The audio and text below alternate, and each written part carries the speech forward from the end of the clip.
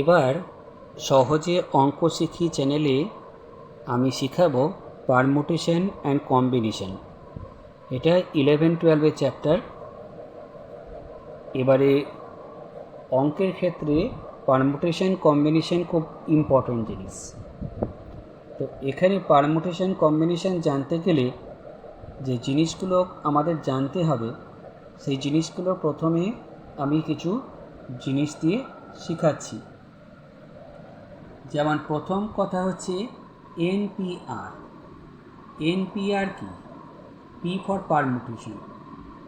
N সংখ্যক বস্তু থেকে আর সংখ্যক বস্তুকে নির্বাচন করার যে যত রকমভাবে পড়া যেতে পারে সেটাই হচ্ছে আমাদের এনপিআর। ঠিক আছে? তো আমাদের এর ফর্মুলা হচ্ছে factorial N by factorial N minus R. ঠিক আছে? এটা ফর্মুলা দিয়ে বললে আমাদের এরকম আসছে। হয়েছে? আচ্ছা, এনসিআর, সি ফর কম্বিনেশন আসছে।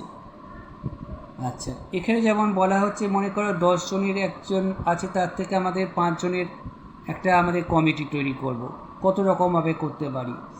তো সেখানে আমাদের এই সব ফর্মুলাগুলো লাগবে। তো আমাদের এখানে ফর্মুলা হচ্ছে এনসিআর মানে হচ্ছে factorial N by factorial R into factorial N minus r. Factorial জিনিসটা তো আগের আমি একটা এপিসোডে শিখিয়েছি, যে যেমন ফ্যাক্টোরিয়াল 5 মানে হচ্ছে 5 ইন্টু 4 ইন্টু 3 ইন্টু 2 ইন্টু 1, এমনি করে। ফ্যাক্টোরিয়াল 0 মানে 1, সেটা নিয়ে আমি একটা এপিসোড করেছি। এখানে আমি দেখাচ্ছি, দেখো এনপিআর প্রথমে আমি ফর্মুলা দিয়ে শেখাচ্ছি, তারপরে আমি শেখাবো শর্টকাট প্রসেস। ধরো 6p3 আমাকে বার করতে হবে। 6p3 হচ্ছে আমাদের ফ্যাক্টোরিয়াল 6 বাই ফ্যাক্টোরিয়াল 3 ফর্মুলা অনুসারে factorial N by factorial N minus আর।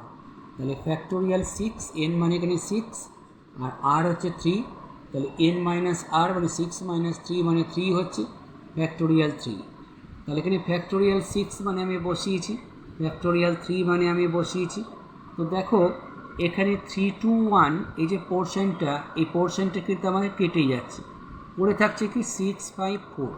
আমি ইচ্ছা করি ক্যালকুলেশনটা এমনি করে দেখানোর চেষ্টা করছি, ফর্মুলাটা শেখাবো বলে, শর্টকাট প্রসেসটা। তো 3 2 1 যদি আমি কেটে যাই, তাহলে পড়ে রইল কি 6 5 4, মানে 120 উত্তর এলো। এইবার দেখো আমাকে কি বার করতে হয়েছিল, 6p3 খেয়াল করে দেখবে এইখানে কত আছে, দেখবে 3। এবারে এখানে কত আছে 6। এবার 6 থেকে কমতে কমতে 3টে ফ্যাক্টর হবে, এটা মাথার মধ্যে আনতে হবে। একটা হলো 6 গুণ 5 গুণ 4, 3টে ফ্যাক্টর হয়ে গেল। দেখো ওইটাই এসেছে, তাই না? তাহলে এটা হলো শর্টকাট প্রসেস। ঠিক অমনি করে আমরা যদি বলি 10p3, তাহলে আমি আর এই বড় ফর্মুলার মধ্যে ঢুকবো না। এই ফর্মুলা থেকে, এই যে ফর্মুলা দেখিয়েছি এখানে, আমরা বড় ফর্মুলা থেকে আর করব না। 10p3 ইকুয়াল টু হচ্ছে, তাহলে কত হচ্ছে 10, তিনটে হবে 10 ইন্টু 9 ইন্টু 8। দেখো এর উত্তরটা 720 হবে। বড় ফর্মুলা দিয়ে করলেও কিন্তু তোমার সেই একই উত্তর আসবে। ঠিক আছে? আচ্ছা, এবার আমি বোঝাই যে সি ব্যাপারটা। এনসিআর মানে হচ্ছে factorial N by factorial R into factorial N minus R. এই ফর্মুলা দিয়ে আমি এবার একটা জিনিস বার করছি। ধর আমি বার করছি যে এখানে আমি বার করছি 10c3, সাপোজ 10c3 বার করছি। ঠিক আছে? তাহলে ফ্যাক্টোরিয়াল 10 বাই ফ্যাক্টোরিয়াল আর ছিল, তাহলে factorial 3 into factorial N minus R ছিল, মানে 10 মাইনাস 3 মানে 7। এবার আমি কিছু কাটাকুটি করছি না, আমি কিছু দেখানোর চেষ্টা করছি, বোঝানোর চেষ্টা করছি। একটা ফ্যাক্টোরিয়াল 10 মানে আমি লিখেছি ফ্যাক্টোরিয়াল 10 মানে যা, ফ্যাক্টোরিয়াল 3 মানেও লিখেছি দেখো, ইন্টু ফ্যাক্টোরিয়াল 7 মানেও লিখেছি। ঠিক আছে? দেখো এইখানে আমাদের 7 থেকে 1 পর্যন্ত এই যে পোর্শনটা, এটা আমি ব্র্যাকেট করে দেখিয়েছি, এই পোর্শনটা আমাদের কী হচ্ছে, কেটে যাচ্ছে। তাহলে পড়ে থাকছে কি 10 9 8 আর নিচে 3 2 1। একটু তাহলে ভেবে দেখি তো এখানে কী ছিল, 10c3 পিতে যেমন কী ছিল, 3টে কমিয়ে আসছিল, তাই তো, গুণ করে করে। এখানে খালি একটা জিনিস এক্সট্রা হচ্ছে, নিচে ফ্যাক্টোরিয়াল 3। মানে শর্টকাট প্রসেসটা কি? শর্টকাট প্রসেসটা হচ্ছে তাহলে আমরা 1098 বাই ফ্যাক্টোরিয়াল 3, এখানে 3 থাকলে, এখানে 4 থাকলে কি লিখতাম? 10987 লিখতাম বাই ফ্যাক্টোরিয়াল 4। ঠিক আছে, তো সেই নিয়মে করে এবার ভ্যালু তো বেরিয়ে যাবে, ভ্যালু আমাদের 120 বেরিয়েছে। আচ্ছা, এবার ধরো 10C7 আমাকে বার করতে বলছে। 10C7 এটাও আমি দেখিয়েছি একটা চালাকি করে, যে 1098 করে আমি এখানে দেখিয়েছি তোমাকে যে আমাদের যেহেতু 7 আছে, তাহলে আমাদের 1 2 3 4 5 6 7 পর্যন্ত নিয়েছি দেখো। ঠিক আছে, ফ্যাক্টোরিয়াল 7 যেটা এখনই শিখলে সেই ফর্মুলা থেকে করছি, বাই ফ্যাক্টোরিয়াল 7। এখানে 7 আছে বলে 7টা কমিয়েছি, আর এখানে ফ্যাক্টোরিয়াল 7 আছে বলে 7 লিখেছি। এবার দেখে এই পোর্শনটা 7654% কেটে যাচ্ছে, পড়ে থাকছে কি 1098 বাই 321, আগেরটার মতন 1098 বাই 321। তার মানে কি দেখো, যদি আমি এটা 10C3 থাকতো তাহলে যে রেজাল্টটা আসতো সেই রেজাল্টটি 10C7 আসছে। তার মানে এখান থেকে আমরা কনক্লুশন করতে পারি যে NCR ইকুয়াল টু হচ্ছে NCn-R, মানে 10C7 ইকুয়াল টু হচ্ছে 10C7 মাইনাস 10-7। আবার বলছি, 10C7 ইকুয়াল টু হচ্ছে 10 - 7, ঠিক আছে, মানে 10C3। তাহলে এই যে শর্টকাট প্রসেস, এই শর্টকাট প্রসেসগুলো যদি আমাদের মনে থাকে তাহলে আমাদের কম্বিনেশন বা পারমুটেশন যে অঙ্কগুলো করব তখন কিন্তু আমাদের খুব ইজি এসে যাবে। এবার আমি একটা অঙ্ক করে দেখাচ্ছি। এবার আমি আসছি একটা অঙ্কে, পারমুটেশনে অঙ্কে। সকালবেলায় আমি যে দিয়েছিলাম সেখানে আমি এই অঙ্কটা করতে দিয়েছিলাম।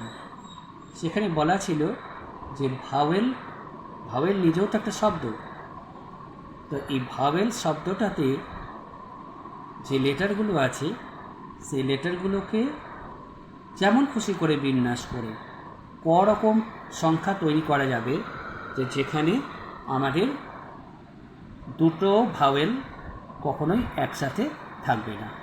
ঠিক আছে, আচ্ছা, তো এখানে আমরা দেখি কিভাবে আমরা করব। তা এখানে দেখতে পাচ্ছি যে ভাওয়েলে মোট কটা লেটার আছে না, ভাওয়েলে লেটার আছে আমাদের 5টা। ঠিক আছে, কটা লেটার আছে? 5টা, VOWEL, 5টা লেটার আছে। এর মধ্যে ভাওয়েল কটা আছে না, 2টো আছে, O আর E। ঠিক আছে, এবার যদি কোনো শর্ত না থাকে, যদি তোমাকে কিছু বলে না যে কোনো ভাওয়েল একসাথে থাকবে কি থাকবে না, সব কিছু বলেনি, 5টা লেটারকে নিয়ে নানা রকমভাবে এদিকে ওদিকে করে মোট কটা ওয়ার্ডের মানে থাকছেই না থাক ওরকম করে মানে নেই, হ্যাঁ, মোট কটা ওয়ার্ড তৈরি করা যাবে সেটার সংখ্যা হচ্ছে ফ্যাক্টোরিয়াল 5 সমান হচ্ছে 120। ঠিক আছে, আচ্ছা, এবার যদি দুটো ভাওয়েলকে আমরা একটাই ঘরে বসিয়ে একটা লেটার ধরে নিই তাহলে মোট লেটার কটা হয়ে গেল না, 5 - 2 + 1 = 4, মানে দুটোর বদলে একটা এলো, 4টে লেটার হয়ে গেল। তাহলে ভাওয়েলগুলো একসাথে থাকবে এমন ওয়ার্ড কতগুলো হবে না, ফ্যাক্টোরিয়াল 4, যেহেতু 4টে আছে। আবার ভাওয়েলগুলো এই যে দুটো একটা ঘরে বসিয়েছি, দুটো ভাওয়েল তার একই ভাওয়েল নয়, তা সেই ভাওয়েলগুলোকে তো আমি একটা এদিকে আর এদিকে করতে পারি, তো সেইটা আবার ফ্যাক্টোরিয়াল 2 উপায় করতে পারি। তাহলে ভাওয়েলগুলো একসাথে থাকবে এমন কতগুলো ওয়ার্ড হতে পারে না, ফ্যাক্টোরিয়াল 4 × ফ্যাক্টোরিয়াল 2। এটা করলে আসছে ফ্যাক্টোরিয়াল 4 মানে 24, আর এটা 2 মানে 48। তাহলে ভাওয়েলগুলো একসাথে থাকবে না এমন সংখ্যা হচ্ছে 120 - 48 = 72। ঠিক আছে, এইটা হলো আমাদের পারমুটেশন। আমি একটা শুরু করলাম, কেমন লাগলো? যদি ভালো লেগে থাকে তাহলে চ্যানেলটাকে সাবস্ক্রাইব করে পাশে থেকো। ঠিক আছে, এবং বেশি করে শেয়ার করবে বন্ধুদের মধ্যে, যত বন্ধু দেখতে পাবে ততই আমার মিশন সফল হবে। ঠিক আছে, ধন্যবাদ।